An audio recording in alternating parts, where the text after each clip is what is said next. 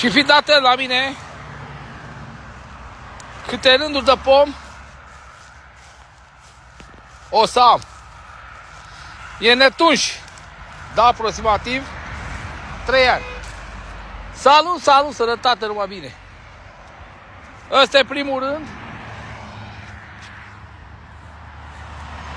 Al doilea.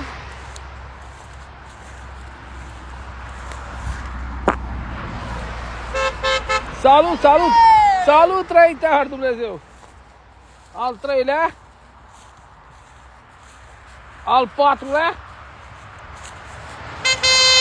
Salut, tată! Trăim, har Dumnezeu! Salut, tată! Al cincelea, al șaselea și al șaptelea rând.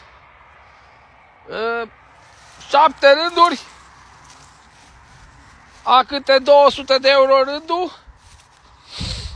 2 ori 7, 46. 4600 de euro. Negociabil, trebuie să negociez. Oare cât să-i dau pe el?